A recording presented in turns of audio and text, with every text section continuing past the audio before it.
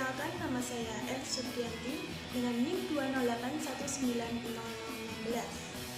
Video kali ini saya tujukan untuk memenuhi tugas mata kuliah strategi belajar mengajar yang diampu oleh Bapak Mukhlison Effendi.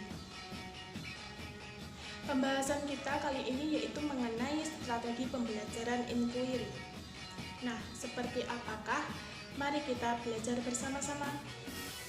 Jadi teman-teman, strategi inquiry atau biasa disebut dengan strategi heuristik ini merupakan proses pembelajaran di mana sangat menekankan kepada proses berpikir dan menganalisa secara kritis untuk memecahkan permasalahan di dunia pendidikan, terutama dalam proses kegiatan belajar itu mengenai ciri-ciri pembelajaran inquiry.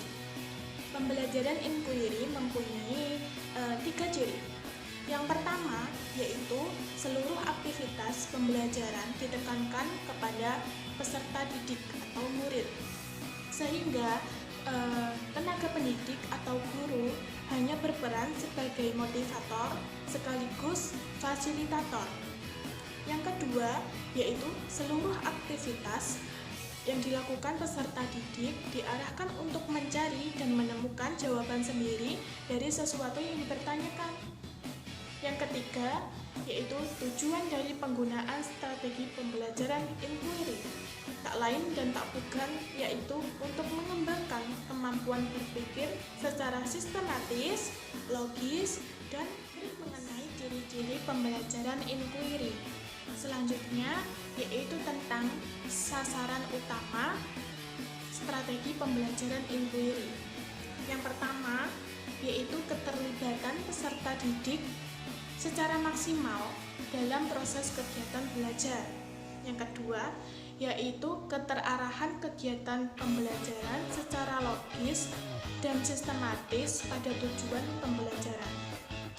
Yang ketiga yaitu pengembangan sikap percaya diri kepada peserta didik tentang apa yang ditemukan dalam proses inquiry, sehingga proses berpikir itu dibebaskan menurut pandangan dari peserta didik. Selanjutnya kita akan mengenal yaitu prinsip-prinsip penggunaan strategi pembelajaran inquiry. Yang pertama yaitu berorientasi pada pengembangan intelektual. Yang kedua yaitu prinsip interaksi. Yang ketiga yaitu prinsip bertanya. Yang keempat yaitu prinsip belajar untuk berpikir. Yang kelima yaitu prinsip keterbukaan. Untuk lebih detailnya silahkan disimak ya teman-teman. Jadi prinsip pembelajaran inquiry ini yang pertama yaitu berorientasi pada pengembangan intelektual. Tujuan utama dari strategi pembelajaran inquiry adalah mengembangkan kemampuan berpikir, sehingga selain hasil, juga penekanan pada proses pembelajaran sangatlah diutamakan. Yang kedua yaitu prinsip interaksi. Interaksi merupakan proses pengenalan serta pendekatan antara siswa dengan guru dan juga lingkungannya. Guru berperan sebagai pengatur lingkungan belajar agar siswa dapat mengembangkan kemampuan berpikir mereka. Yang ketiga yaitu prinsip bertanya. Jadi peran guru sebagai penanya, sedangkan siswa sebagai penjawab. Hal ini dilakukan untuk melatih seberapa jauhkah daya berpikir dan pengetahuan mereka. Yang keempat yaitu prinsip belajar untuk berpikir. Dalam artian proses mengembangkan otak kanan dan otak kiri untuk seimbang dan melatih berpikir rasional dan logis. Yang kelima yaitu prinsip keterbukaan. Jadi siswa diberi kebebasan berpendapat, berpikir sesuai dengan pengetahuan mereka tanpa ada batasannya.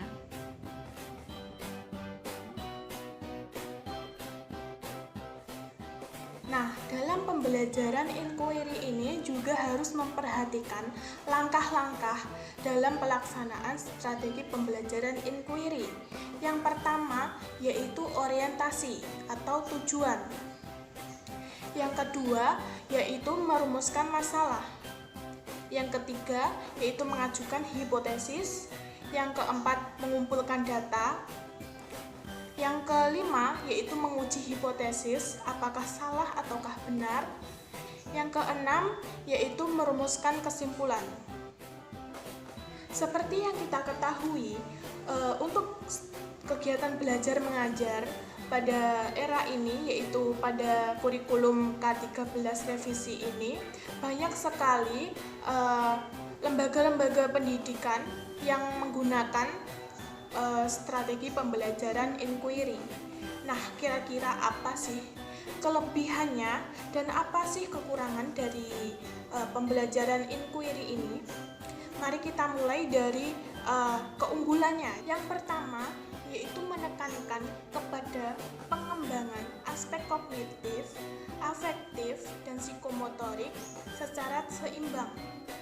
Yang kedua yaitu memberikan ruang kepada peserta didik untuk belajar sesuai dengan cara mereka.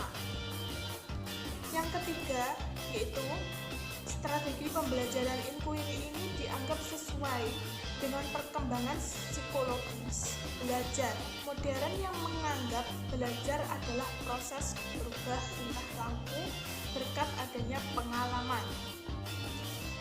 Yang keempat, strategi pembelajaran inquiry ini melayani kebutuhan peserta didik yang memiliki kemampuan di atas rata-rata untuk berpikir dan mengembangkan pikirannya secara kritis dan analitis.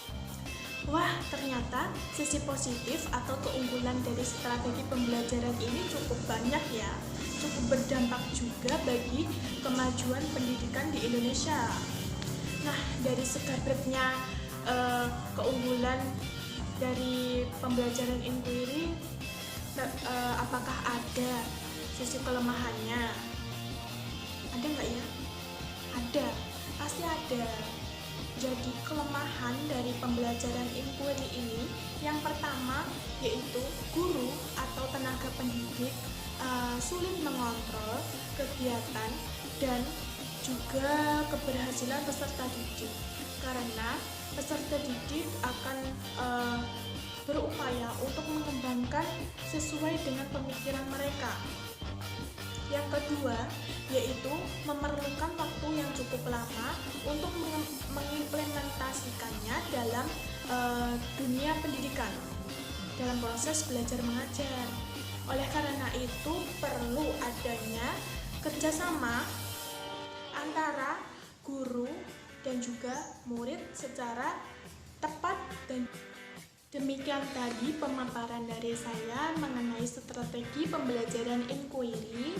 Semoga bermanfaat.